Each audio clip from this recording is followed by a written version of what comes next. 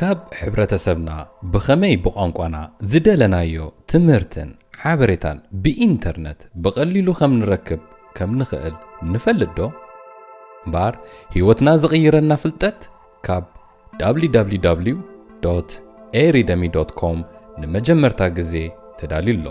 እዚ መምሃራንን ተምሃራይን ካብ ዝኾነ ኹርና ዓለም ኣብ ኤሪደሚ ተራኺቦም ፍልጠት ዝለዋወጡሉ ቦታ እዩ። እዚ ብቋንቋና ክንመሃርን ክንዓብን ንኽእለሉ ባይታ ተዳሊልና ኣሎ። ኣብዚ ዝተፈላለዩ ኮርስታት ብትግርኛ፣ ብእንግሊሽ፣ ብዓረብ ከምኡን ብኻልኦት ቋንቋታት ብዛዕባ ናይ ኤርትራ ባህሊ ከምኡ ድማ ቋንቋ ብዛዕባ ቴክኖሎጂ ካልእ ዝኣመሰሉ ኣገደስቲ ፍልጠታት ክንዓቢ ዝሕግዘና ኮርስታት ተዳሊልና ኣሎ። ኤሪደሚ ብቋንቋናን ብሞባይልናን ተጠቂምና ፍልጠት ንቐስመሉ ቦታ እዩ። ሓቢርና ንምሃር፣ ንፍጠር፣ ንምሃዝ።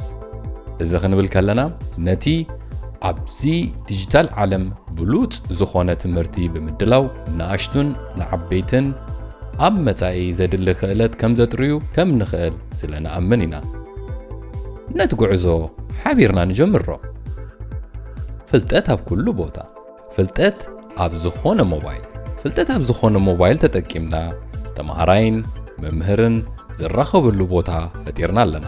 ኣብኡ ብዛዕባ ዲዛይን ኮርስ፣ personal development, IT and software, ትግርኛ and English language course, photography, marketing፣ ዝተፈላለዩ ዓይነት ካልኦት ኮርስታትን ንህይወትና ዝጠቕመናን ክቕይረናን ዝኽእል ብቋንቋና ተዳልዩሎ።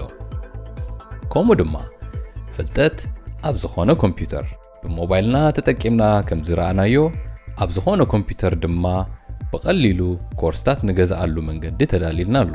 እዚ ብፍሉይ ንመምሃራን እቲ ብዝሒ ተምሃሮ ብዝሒ ተዓዘብቲ ናይቲ ኮርስ መቆጻጸሪ ዘለዎ ቦታ እዩ።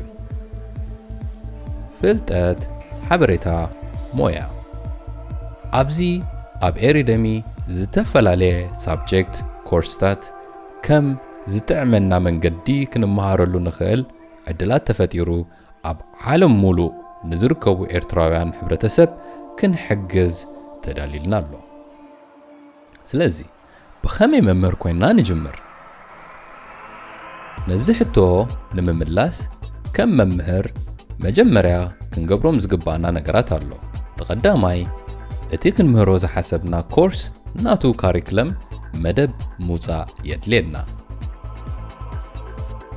ካልኣይ ነቲ ክንምህሮ ዝመደብናዮ ኮርስ ብሞባይልና ወይ ብኻልእ ካሜራ ቀዲሕና ምስ ወዳእናዮ ኤዲት ጌርና ኣዳሊና ኣብ ኤሪደሚ ንጽዕኖ።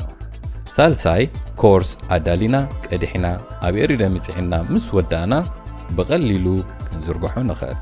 ኣብዚ ዝተፈላለየ ሓገዝ ካብ ኤሪደሚ ክትረኽቡ ትኽእሉ ኢኹም። ስለዚ ብኦንላይን ክትምህሩ ኣብ ኤሪደሚ ተመዝገቡ። ንኻልኦት ትምህርቲ መንገዲ ክዓብዩን ብትምህርቲ መንገዲ ዝተፈላለየ ዕድላት ንኽፈጥሩን ክንሕግዝ ኣብ ኤሪደሚ መጺና ንሕብረተሰብና ነማዕብል። ብኸመይ ብቕዓት ትምህርትን መምህርን ንመሚ?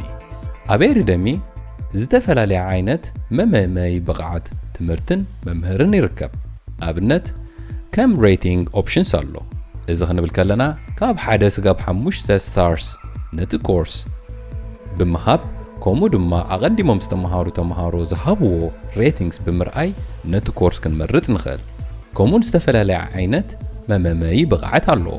ሪቪውስ፣ ብዝሒ ተምሃሮ ከምኡ ድማ ዘለዎ ሪሶርስን ኣርቲክልስን ብምፍታሽ ነቲ ኮርስ ክንመሚ ንኽእል። ኣብ መጨረሻ ድማ ሰርቲፊኬት ንረኽበሉ ኮርስ ተዳሊልና ኣሎ። ከምኡ ድማ ብፍሉይ ትምህርቲ ኮዲንግ ንናኣሽቱ። ኣብዚ ዘለናዮ ዘበን ቴክኖሎጂ ዲጂታላይዜሽን ብቕልጡፍ እናዓበየን እናተለወጠን ይኸይድ ኣሎ። ኣብ ኤሪደሚ ኮዲንግ ፎር ኪድስ ኮርስ ብምድላው ብዛዕባ ስክራች፣ እዚ ማለት ከመይ ገይሮም ናቶም ጌም ይሰርሑ፣ ከመይ ገይሮም ብዛዕባ ፕሮግራሚንግ ይፈልጡ ፍሉይ ኮርስ ተዳሊሎም ኣሎ። እዚ ብዙሓት ቆልዑት ቅድሚ ሕጂ ዝተምሃርዎ ኣብ ውሽጢ 2 ሰሙን ድማ ነናቶም ጌም ሰሪሖም ክበቕዑን ብዛዕባ ኮዲንግ ክፈልጡን ዝሕግዞም ትምህርቲ እዩ። ክንምሃር ድልዋት ዲና እምበር ኣብ ኤሪደሚ ንጸንበር ምስ ሕብረተሰብና ኮይና ድማ ብሓንሳብ ንዕበ። Explore the possibilities ኣብ www.eridemi.com ንጸንበር